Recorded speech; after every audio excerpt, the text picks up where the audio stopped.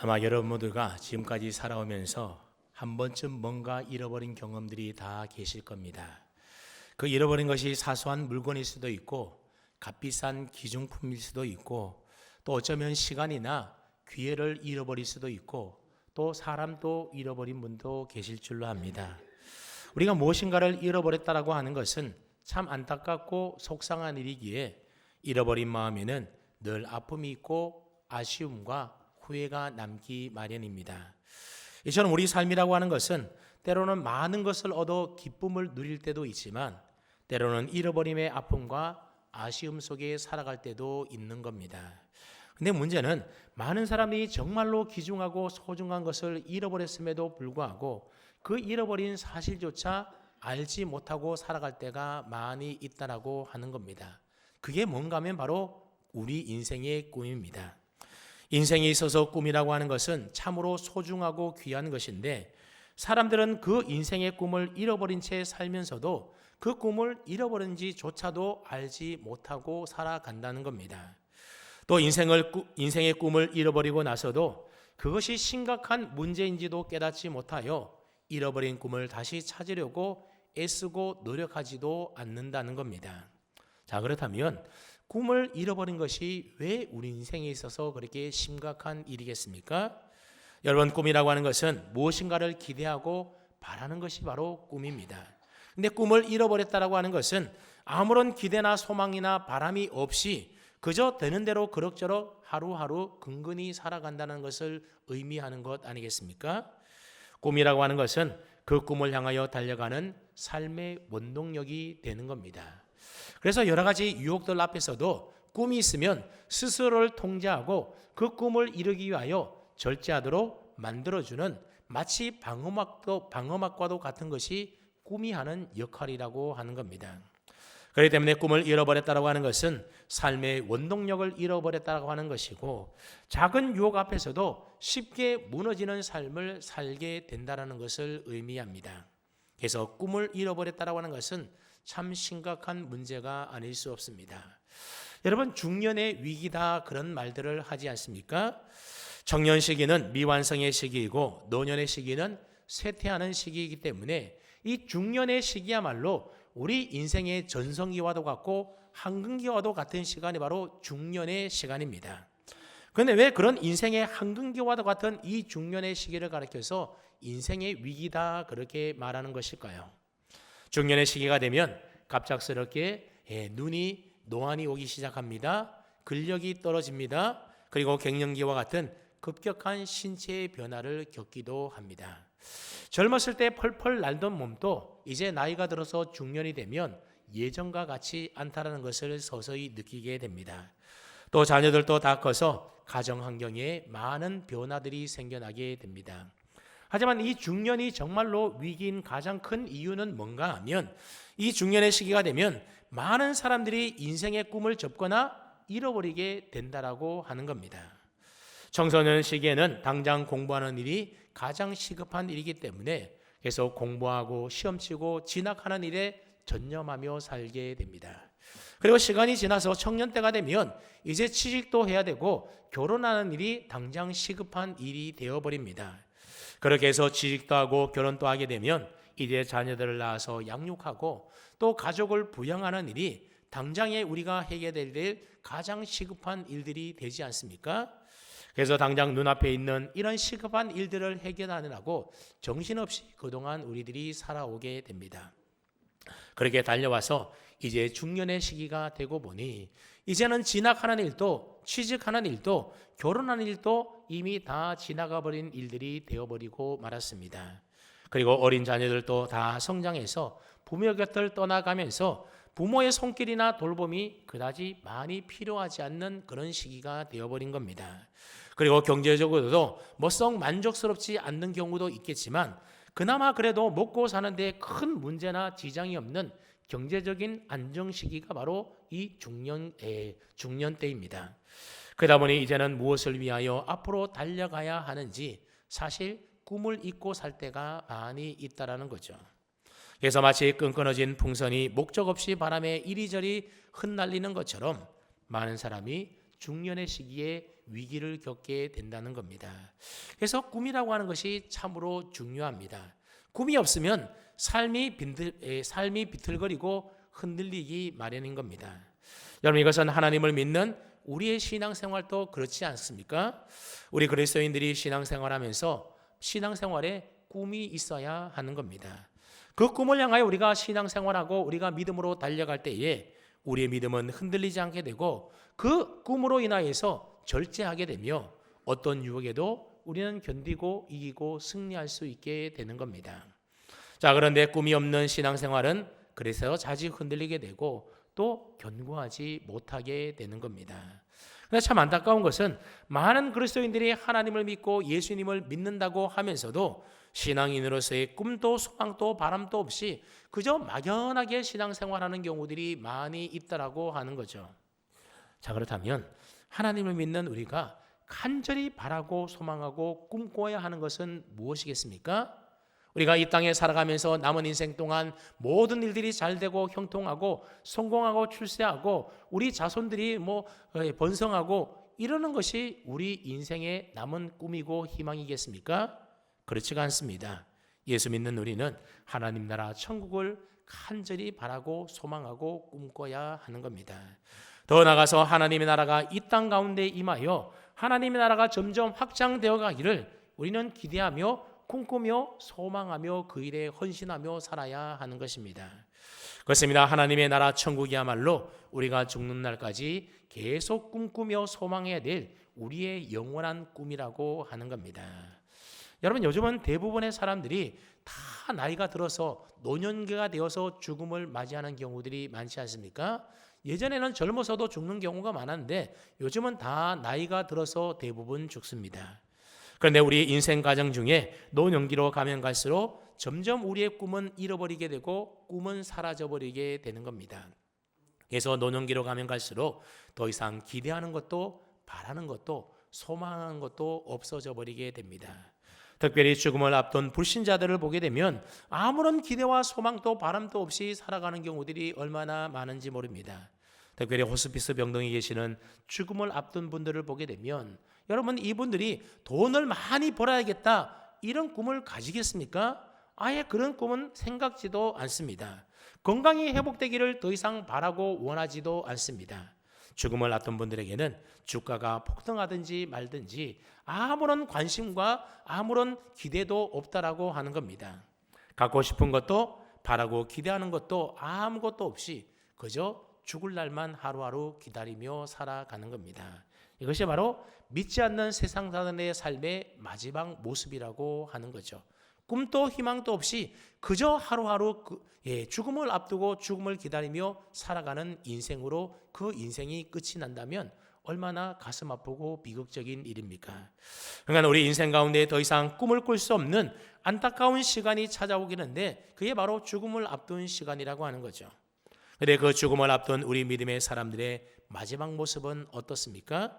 더 이상 아무런 기대할 것이나 바랄 것이나 소망할 것이 없을 것 같은 그 죽음의 순간 앞에서도 찬란한 천국을 바라보며 우리 주님의 품에 안길 그 나라를 소망하며 꿈꾸며 남은 마지막 생을 불태우며 살아가는 겁니다.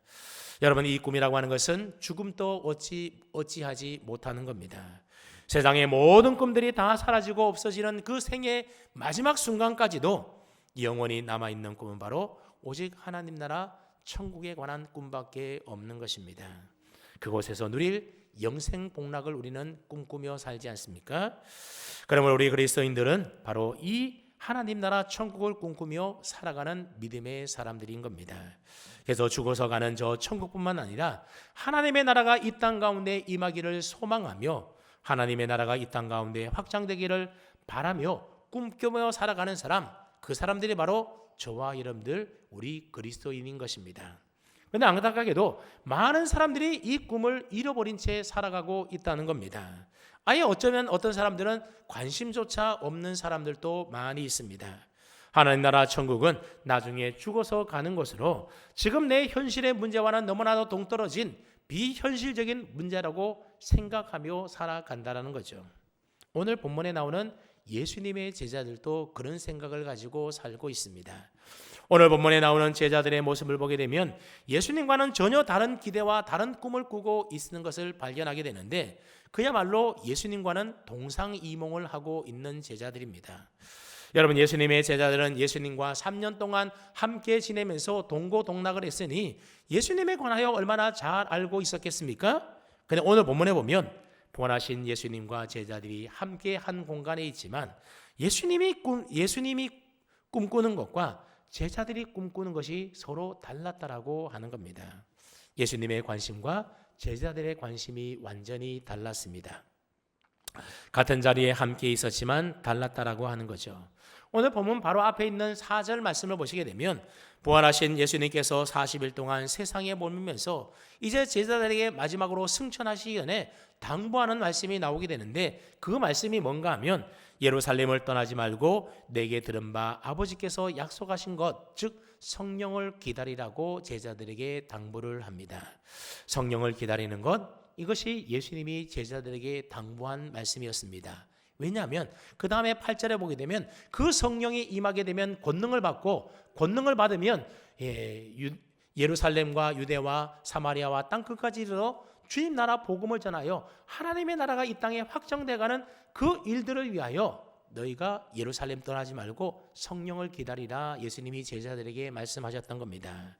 자, 그런데 오늘 본문 6절 말씀해 보게 되면 예수님께서 승천하시기 바로 직전에 제자들이 예수님을 향하여 한 가지 질문을 던지는데 뭐라고 질문합니까? 주께서 이스라엘 나라를 회복하실 때가 지금입니까? 그렇게 제자들이 예수님에게 묻습니다. 앞서 예수님께서는 아버지께서 약속하신 성령을 기다리라, 성령에 관하여 말씀하고 계셨습니다. 근데 제자들의 질문은 그러면 자연스럽게 제자들의 질문도 성령과 관계되는 질문을 해야 자연스럽지 않겠습니까? 그러면 예수님, 성령이 도대체 언제 옵니까? 성령이 오면 우리가 어떻게 해야 됩니까? 이렇게 질문을 해야 되는데 제자들은 예수님에게 뭐라고 질문했습니까? 제자들은 성령에 관한 예수님의 말씀을 듣고서도 주님께서 이스라엘 나라를 회복할 때가 지금입니까? 그렇게 묻고 있는 겁니다. 자, 그렇다면 왜 예수님의 제자들은 동문서답하듯이 이런 질문을 예수님에게 하신 것일까요? 그것은 당시 제자들의 최고의 관심사가 뭐였기 때문이라고요? 이스라엘의 회복이었기 때문에 그렇다라는 겁니다. 예수님 당시의 유대인들은 로마의 지배와 압제 속에 살아가고 있었습니다.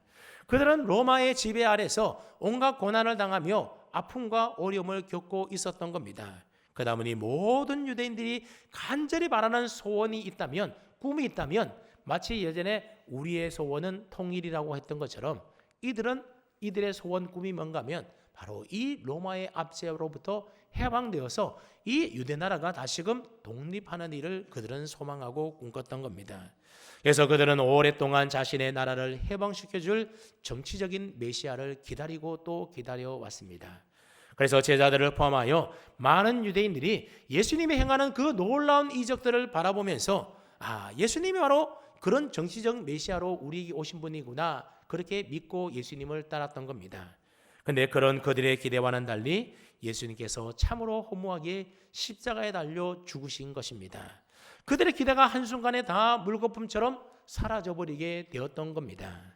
그런데 놀랍게도 십자가에 달려 죽으신 줄로 알았던 예수님이 다시 부활하여 살아난 겁니다. 그래서 제자들과 사람들이 부활하신 예수님을 향하여 또다시 기대를 하게 되는 겁니다. 그러면 그렇지, 예수님은 정말로 우리의 메시아야, 그러니 틀림없이 우리 이스라엘 나라를 다시금 회복시켜 주실 것이야, 그런 기대를 가지게 되었던 겁니다. 그래서 지금 제자들은 자신들의 가장 큰 관심사였던 이스라엘을 회복할 때가 바로 지금입니까? 언제입니까? 그렇게 예수님에게 묻고 있는 겁니다. 그러니 지금 제자들의 관심과 꿈은 무엇이라고요? 예수님을 통하여 로마의 압제로부터 해방이 되어서 이스라엘 나라를 다시금 회복하고 독립하는 그 일이 그들의 꿈이었고 소망이었고 바람이고 기대였던 겁니다. 예수님을 통하여 이스라엘이 독립하게 되면 그때 자신들도 예수님 덕에 뭔가 한 자리 차지해보려고 하는 야망이 바로 제자들의 꿈이었던 겁니다. 이에 반하여 예수님의 꿈은 무엇이었겠습니까? 예수님의 꿈은 제자들과는 달랐습니다. 마태복음 4장 17절 말씀해 보게 되면 예수님께서 이제 공생의 사역을 시작하실 때에 가장 먼저 처음으로 했던 말씀이 기록되어 있는데 뭐라고 말합니까? 회개하라. 무엇이 가까웠다고요? 천국이 가까워왔느니라, 그렇게 말씀하셨습니다. 그리고 예수님이 3년 동안 공생의 사역을 하시면서 주로 제자들과 사람들에게 선포했던 내용도 하나님 나라는 이러하니 하면서 하나님의 나라에 대하여 비유로 여러 가지 말씀들로 제자들과 사람들을 가르쳤던 겁니다. 그러니까 예수님의 관심은 그때나 지금이나 다 어디에 있다고요? 하나님 나라 천국에 있었던 겁니다. 오늘 본문 앞에 있는 사도행전 1장 3절 말씀에도 보게 되면 예수님께서 부활하신 이후에 40일 동안 제자들에게 말씀하시고 가르친 내용이 무엇이었다고 합니까? 40일 동안 그들에게 보이시며 무슨 일을 했다고요? 하나님 나라의 일을 말씀하셨다 기록하고 있습니다. 하나님 나라의 일을 40일 동안 3년 동안 그렇게 하나님의 나라에서 가르쳤는데 부활하시고 나서 40일 동안 있으면서도 틈이 날 때마다 제자들에게 하나님 나라에 대한 말씀을 가르치고 또 가르쳤다라는 거죠. 그리고 오늘 본문 8절에도 보면 오직 성령이 너희에게 임하시면 너희가 권능을 받고 예루살렘과 온 유다와 사마리아와 땅끝까지 이르러서 내 증인이 되리라, 예수님이 제자들에게 말씀하셨습니다. 즉 땅끝까지 복음이 전해져서 하나님의 나라가 이 땅에 확정되어가는 그 일들을 위하여 너희들이 내 증인이 되어 달라고 예수님이 제자들에게 유언과도 같이 부탁하고 있는 겁니다. 이처럼 예수님의 관심은 처음 사역할 때도 그랬고 그리고 부활하신 이후에도 그랬고 하늘로 승천하기 바로 직전에도 오직 예수님의 모든 관심과 꿈은 어디 있었다고요? 하나님 나라에 있었다라고 하는 거죠. 왜냐하면 예수님은 많은 사람들에게 하나님 나라 천국을 주시기 위하여 이 땅에 오셨기 때문에 그렇습니다. 그런데 예수님의 제자들의 관심사는 어디에 있었다고요? 제자들의 관심은 여전히 팔레스타인 지역의 조그만 땅덩어리에 불과했던 이스라엘 나라의 독립에 모든 관심이 있었던 겁니다. 그래서 예수님께서 계속해서 하나님 나라에 관하여 말씀하셨음에도 불구하고 제자들의 귀에는 그 예수님의 말씀이 들리지 않았던 겁니다. 왜냐하면 하나님의 나라는 제자들의 관심사가 아니었기 때문입니다. 예수님의 꿈과 제자들의 꿈이 이처럼 서로 달랐던 것이죠. 그렇다고 한다면 오늘 저와 여러분들은 어떻습니까? 오늘 저와 여러분들도 예수님의 제자들처럼 예수님을 믿고 따르며 섬기는 사람들이지 않습니까? 자, 그렇다면 오늘 저와 여러분들의 꿈과 예수님의 꿈은 일치하고 있습니까? 또 저와 여러분들의 꿈은 하나님께서 우리에게 주신 하나님의 꿈과 같습니까? 아니면 다릅니까? 오늘 본문에서 제자들이 예수님께 구했던 주님께서 이스라엘 나라를 회복할 때가 지금입니까? 라는 이 물음은 굉장히 현실적인 질문이지 않습니까? 지금 그들에게 가장 시급하고 해결되기를 바라는 문제를 예수님에게 지금 요청하고 있는 겁니다. 아마 오늘 예배드리는 여러분들에게도 인생에 가장 시급하게 해결되고 바라는 현실적인 문제들이 아마 다 있을 겁니다. 그게 무엇입니까? 아마 어떤 분들은 내 자녀가 공부 잘하고 좋은 학교에서 진학하는 것, 그게 어쩌면 현실적으로 가장 시급하고 중요한 문제일 수도 있을 겁니다. 또 어떤 분들에게는 자녀들이 취직하거나 결혼하는 문제가 현실적으로 가장 중요하고 시급한 문제일 수가 있을 겁니다. 또 사업하시는 분들은 사업이 잘 되어서 돈을 많이 버는 것이 가장 중요한 시급한 문제일 것이고, 몸이 아픈 분들은 건강이 회복되는 것이 현실에서 가장 중요하고 시급한 문제일 겁니다. 마찬가지로 지금 제자들은 이스라엘 나라가 해방되고 회복되어서 독립되는 것, 그것을 그들의 삶에 있어서 가장 중요하고 원하고 시급한 일로 여기고 있었던 것입니다. 그러다 보니 예수님께서 말씀하시는 하나님의 나라의 일은 관심밖의 일이었고, 그러다 보니 제자들의 귀에 들려오지 않았던 겁니다. 어쩌면 이런 제자들의 모습이 오늘 우리의 모습이 아니겠습니까? 지금 내가 가장 시급하고 바라고 원하는 그런 세상 일들에 대하여 내 모든 관심사가 그 일에 몰두하고 있느라 나를 향하여 말씀하시는 주님의 꿈에 관한 그 말씀이 내 귀에 들리지 않는 것은 아닙니까? 그래서 우리가 기도할 때도 보면 하나님 언제 이 문제 해결될까요? 하나님 언제 내 기도에 응답해 주시겠습니까? 그렇게 계속해서 나의 관심 사항만 하나님께 계속 요구하고 있는 오늘 우리들의 모습 아닙니까? 근데 여러분, 하나님은 지금도 저와 여러분들을 향하여 계속해서 하나님의 꿈인 하나님 나라를 위해서 영혼 구원하는 일들을 위하여 우리에게 말씀하고 계시다라고 하는 겁니다. 그래서 하나님의 나라가 이 땅에 확장되어가는 일들을 위하여 너희가 헌신하는 증인이 되어라. 그 일들을 위하여 헌신하라. 우리를 초청하고 계신다라는 겁니다. 그런데 오늘 저와 여러분들이 내 현실적인 관심사에만 우리가 몰두하고 집중하다 보니 그 하나님의 말씀이 우리에게 들리지 않는 경우가 많이 있습니다. 그런데 감사하게도 오늘 본 말씀에 보면 예수님은 그런 제자들을 결코 책망하지 않으셨습니다. 너희가 아직도 그렇게 철이 없느냐? 아직도 그렇게 정신을 차리지 못했느냐? 언제까지 그렇게 쓸데없는 질문이나 하고 있을 테냐? 그렇게 책망하지 않으셨다는 겁니다. 다만 예수님께서는 그런 제자들 향하여 뭐라고 말씀하셨는지 7절 말씀을 보십시오.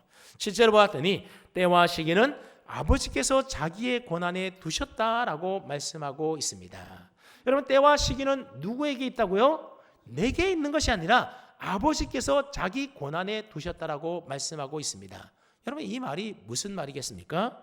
이스라엘 나라가 회복되는 그 문제는 하나님께서 하나님의 때에 하나님의 방법으로 하나님이 알아서 하실 일이다, 그 말입니다. 너희가 걱정하지 않아도, 너희가 염려하지 않아도, 너희가 바라고 원하지 않아도, 관심을 기울이지 않아도 그 일은 하나님이 하실 하나님의 권한에 있는 일들이라고 하는 겁니다.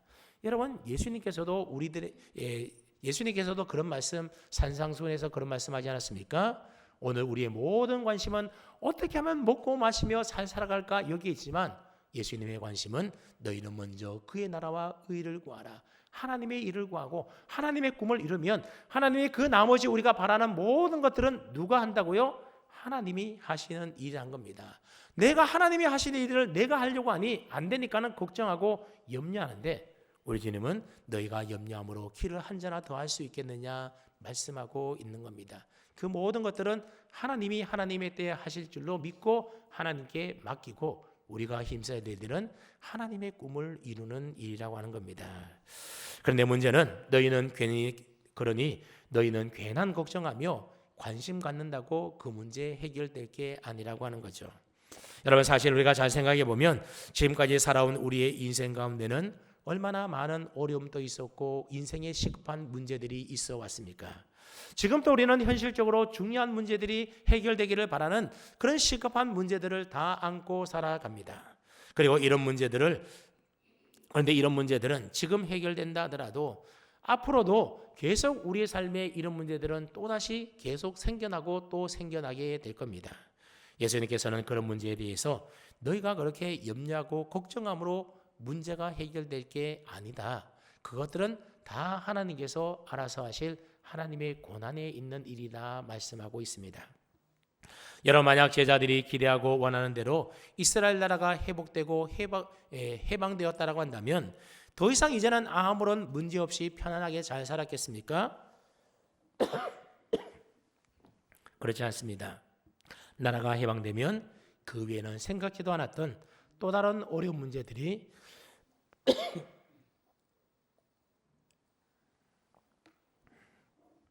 계속해서 생겨나게 되는 것입니다. 여러분, 우리의 인생의 문제는 끝이 없습니다. 한 가지 문제가 해결되면 그 다음에 또 다른 문제가 찾아오고 그 문제를 해결하면 또다시 인생에 시급한 문제가 찾아오는 것이 우리 인생이지 않습니까? 그래서 예수님이 뭐라고 말씀하는가 하면 너희가 세상의 문제에만 관심을 가지고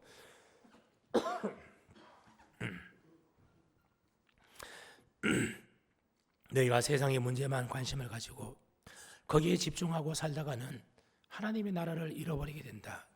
천국의 꿈을 잃어버리게 된다는 겁니다. 너희들은 다 내 제자가 아니냐? 그러니 지금 눈앞에 있는 현실적인 문제에만 너무 몰두하지 말고 내 꿈인 하나님의 나라와 그 나라가 확장되는 일들을 위하여 좀 더 관심을 가지라고 하는 겁니다. 이처럼 예수님께서는 현실의 문제에 몰두해 있는 제자들의 관심사를 이제 주님의 꿈인 하나님의 나라로 옮길 것에 대하여 촉구하고 계신 것입니다. 그래서 제자들이 제자로서 어디에 관심을 두고 어떤 꿈을 꾸며 살아야 될지에 대하여 예수님이 가르치고 있는 겁니다. 여러분, 이것은 오늘 저와 여러분들도 마찬가지입니다. 하나님께서는 저와 여러분들의 삶의 모든 형편을 이미 다 알고 계십니다. 우리 삶에 무엇이 필요하고 무슨 문제로 우리가 고민하고 있고 당장 시급한 해결돼야 될 문제가 무엇인지 이미 하나님은 다 알고 계십니다. 우리 모든 상황을 다 아시는 하나님께서 우리에게도 똑같이 말씀하는 겁니다. 때와 시기는 아버지께서 다 자기의 권한에 두셨느니라. 하나님께서 하나님의 때에 하나님의 방법으로 우리 인생의 시급한 문제는 하나님의 권한에 두고 하나님이 해결하신다는 겁니다. 그러니 너희는 너무나 현실적인 눈앞의 문제만 쳐다보고 그것에 매여서 하나님의 꿈을 잃어버리고 살아서는 안 된다고 하는 겁니다. 너무 현실적인 문제, 당면한 시급한 문제, 그런 문제만 우리가 쳐다보며 살다가는 하나님 나라의 꿈, 천국의 꿈을 우리가 자칫 잃어버릴 수 있게 된다라고 하는 거죠. 예수 믿는 사람이 하나님 나라의 꿈을 잃어버리게 되어서 더 이상 천국을 꿈꾸지 않게 된다라고 한다면 그 사람은 참된 그리스도인이다 말할 수가 없을 겁니다. 여러분, 예수 믿는 우리 그리스도인들은 어떤 사람들입니까? 천국을 꿈꾸며 하나님 나라를 소망하며 살아가는 사람들이 바로 우리 그리스도인들입니다. 하나님의 나라가 내 삶 가운데 임하기를 소원하는 사람입니다. 내 삶의 현장에서 하나님의 나라가 점점 확장되어가는 일에 애쓰고 수고하며 헌신하며 살아가는 사람, 그래서 내 건강과 내 시간과 내 물질과 재능을 아낌없이 하나님의 나라를 위하여 사용하며 헌신하는 사람, 그 사람이 바로 참된 그리스도인인 것입니다. 여러분, 교회도 마찬가지지 않겠습니까? 여러분, 교회란 어떤 곳이겠습니까? 어떤 꿈을 꾸며 어떤 꿈을 이루며 나가는 곳이 교회입니까? 교회 건물이 점점 더 높아지고 교회 재산이 점점 늘어나고 성도 수가 점점 많아지는 것이 교회가 꿈꾸는 꿈이어야 하겠습니까? 그렇지가 않습니다. 교회는 하나님의 나라가 이 땅 가운데 임하도록 하나님의 나라의 복음이 땅끝까지 전파되어서 그곳에 하나님의 나라가 세워지기를 꿈꾸며 헌신하는 사람들이 모인 곳이 바로 교회인 것입니다. 그리고 장차 하나님의 나라 천국을 영원히 우리에게 주시려고 다시 재림하실 주님을 대망하며 기다리는 공동체가 바로 교회인 것입니다. 그러므로 교회가 하나님의 나라를 꿈꾸지 않고 그저 땅의 것만 추구하고 꿈꾼다라고 한다면 그런 교회는 본질을 잃어버린 교회일 겁니다.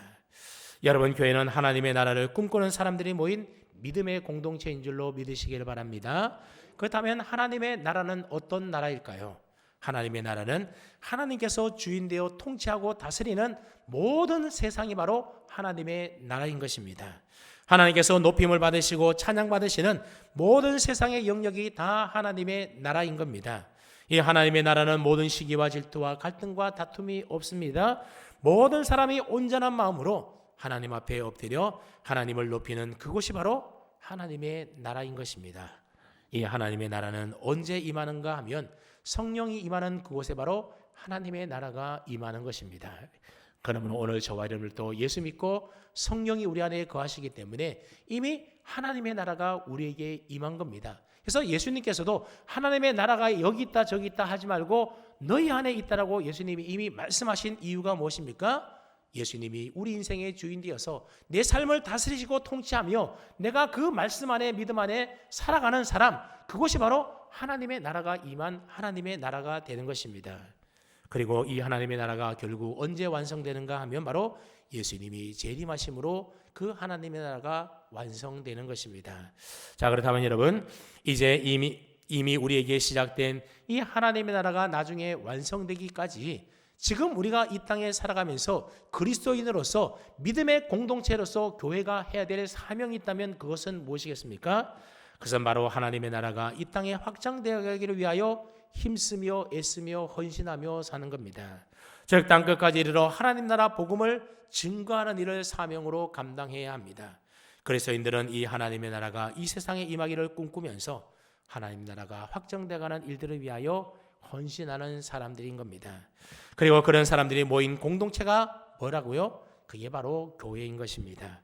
그러므로 저와 여러분 그리고 우리 교회는 하나님 나라를 꿈꾸고 하나님 나라가 확장되는 일들을 위하여 애쓰고 힘을 모아 함께 그 일에 헌신해야 하는 것입니다.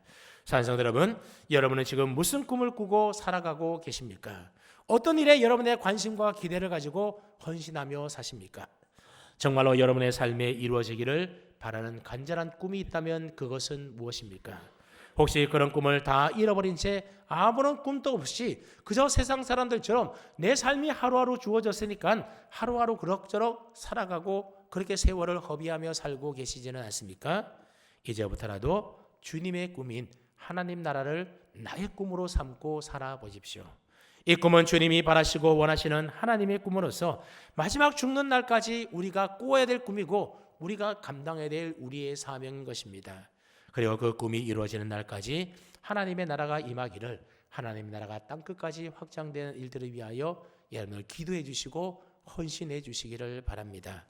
이런 주님의 꿈을 나의 꿈으로 여기며 그 꿈을 이루며 우리가 살아갈 때에 그 인생은 조금 더 후회가 없는 가장 의미 있고 가장 가치 있고 가장 복되고 보람 있는 인생을 살아간 것일 것입니다. 이런 하나님 나라를 꿈꾸며 사는 사람이 바로 우리 그리스도인들이고 그 꿈을 이루는 교회가 바로 하나님의 교회인 것입니다. 바라기는 우리 교회 안에도 하나님 나라를 꿈꾸며 영혼 구원하는 일과 땅끝까지 선교하는 일들을 위하여 섬기며 기도하는 많은 분들이 있었으면 좋겠습니다. 그래서 이 지역의 영혼 구원하는 일들이 하나님 나라의 꿈을 위하여 헌신하는 그분들을 위하여 불같이 일어나기를 소망해 봅니다. 그리고 우리가 직접 나가서 땅끝까지 복음을 전하지 못한다 하더라도 내 꿈과 내 삶을 포기하고 그 일들을 위하여 헌신하여 낯선 이웃 땅에서 무더위와 풍토병과 싸우면서 온갖 감시와 위협 속에서도 선교 사역을 감당하고 있는 많은 선교사님들을 위하여 우리가 물질과 기도로 돕는 보내는 선교사로 우리가 기쁜 마음으로 이 일들을 위하여 헌신하는 자들이 되었으면 좋겠습니다. 오늘 성경헌금 작정주의를 맞이해서 2020년도 한 해 동안 하나님 나라 일들을 위하여 우리를 대신하여 헌신하실 선교사님들을 돕고 섬기며 후원하는 이 일에 여러분들 많은 동참을 부탁을 드립니다. 물론 요즘 가정경제가 다 어렵고 힘들지만 내 모든 형편을 다 아시는 주님께서 분명히 우리를 도와주시고 우리의 삶에 필요한 부분들을 채울 줄로 믿고 주님의 꿈을 이루는 이 일들을 위하여 작은아마 힘써 주십시오. 내가 비록 선교지에 나가서 복음을 전하지 못한다 해도 하나님 나라를 꿈꾸며 내가 작정하여 드린 선교 헌금이 선교사님의 손길을 통하여 죽어가는 생명을 살림으로 그곳에 하나님의 나라가 세워져 간다고 한다면 나 역시도 땅끝까지 하나님의 나라를 꿈꾸며 보내는 선교사가 되는 것입니다. 그렇게 하심으로 저와 여러분 모두가 장차 우리 주님 앞에 서게 되는 그날에 저 좋은 천국에서 선교사에게 주어진 멸류관과 상급 우리 다 함께 받아 누리는 은혜와 축복이 있기를 주님의 이름으로 축원합니다. 아멘.